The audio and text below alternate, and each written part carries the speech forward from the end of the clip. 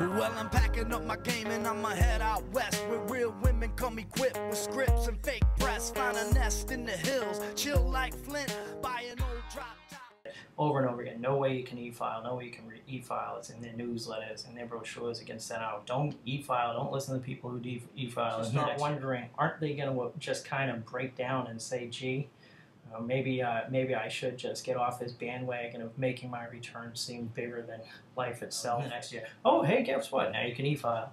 Well, there weren't any changes in the law that year. You always could. Prizes, 150 pages, most of which are copies of Publication 17 and union information letters and other pieces of paper that are completely unnecessary and furthermore a waste of trees.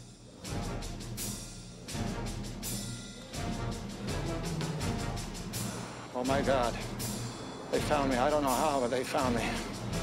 Look hard, Marty! Who? Who do you think? There has been a ton of talk over the years about how mariners can and cannot electronically file a tax return because there are special documents that need to be attached to the return when they are filed, that if they're not filed, the return will not be processed and will be rejected, and on and on and on. Fortunately, at this point in time, people have gotten on track with the fact that e-filing is commonplace and most any individual can and will electronically file their tax returns. The fact that you're a merchant seaman and have non-employee employee business expenses does not preclude you from being able to electronically file. So if your preparer is still telling you that you cannot electronically file, you need to know why. Because either you as a taxpayer have to choose not to electronically file. The preparer you are using has to have a specific waiver from the Internal Revenue Service allowing them not to electronically file. They have to be a member of a specific religious group opposed to electronic filing. It has to be rejected by the Internal Revenue Service multiple times and cannot be filed electronically.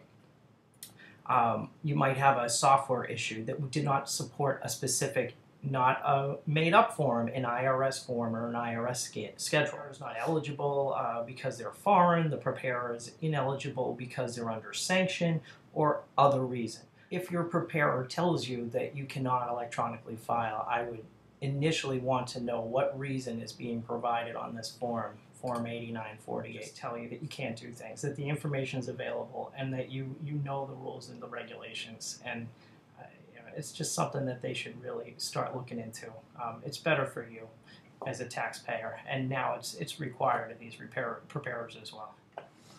This regulation here, it goes over specific types of maritime claims and per diem expenses and incidentals and how they will be dealt with. The link to this is available on Scuttle or Swim if you can't see it here. How these things have to be used, certain claims, are going to get a certain rate, how exam will work, on rate, if they have a copy of the ship's log or a contemporaneous record of the ship's movement. Okay, understood. Claims can be cited under specific revenue procedures and court cases. So this is why you have preparers coming forward saying, you see, the IRS says this. The IRS says that you have to attach these documents to your return in order to make these claims. So this must mean that I'm incorrect. It must mean you do have to attach these documents.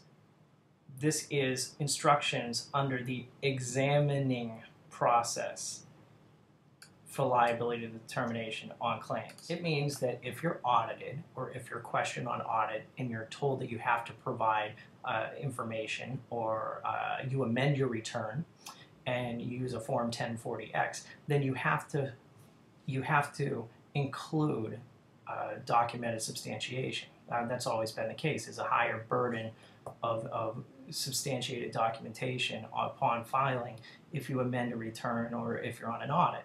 If you did have to attach supporting documentation, you can e-file it. You can attach it as PDFs. Since they weren't due till... Hello? Hello? Anybody home? Oh.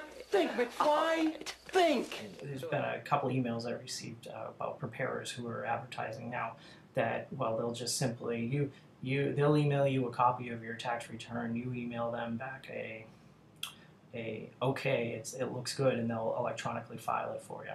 You absolutely, positively cannot do that. It's not good. Short of you giving them powers that you should never give anyone over your tax return, it is not allowable. There are two ways we can e-file you. The first method is the self-select PIN method. If you've ever done your taxes online with TurboTax or with a self-preparation program, you've been able to enter a PIN number into the return when you filed it. And there's also a way for you to go to the Internal Revenue Service to update your PIN number if you know specific information about your return from the year before. When you opt for the self-select PIN method, you have to physically enter the PIN at the computer, at the keyboard. No one enters it on your behalf. This was verified yesterday. The normal way for a professional, for an ERO to file a return is through the practitioner PIN method, meaning I generate a PIN on your behalf. After I generate that PIN on your behalf, I provide you with a form, Form 8879. I have a copy, a little info on it right here. And the 8879 is the signature form authorization for a tax professional to enter a PIN on your behalf. This is how 99% of the e-filers do it. The big thing to keep in mind here is you have to receive that form, you have to sign that form, and you have to send it back to the preparer. Your preparer needs to be providing you with an 8879. You need to be signing it and getting it back to them. That's the long and the short of it in order for you to electronically file. I understand that e-filing might be new to a lot of the preparers that have been advertising in the industry because of whatever intents they had. But that doesn't matter. You got to be following the rules and regs with this, guys. If they're not doing that, you need to look into it. I know it's a lot easier for them to just put your stuff in, but it makes you wonder about other things. Because I have folks all over the place, and it's really hard to get the documentation back and forth. But they're rules, and we have to follow them. You can lose your ERO if you don't follow these rules. And you really should be on your preparers about that. Cowboy, baby, with the top that back and the sunshine shine.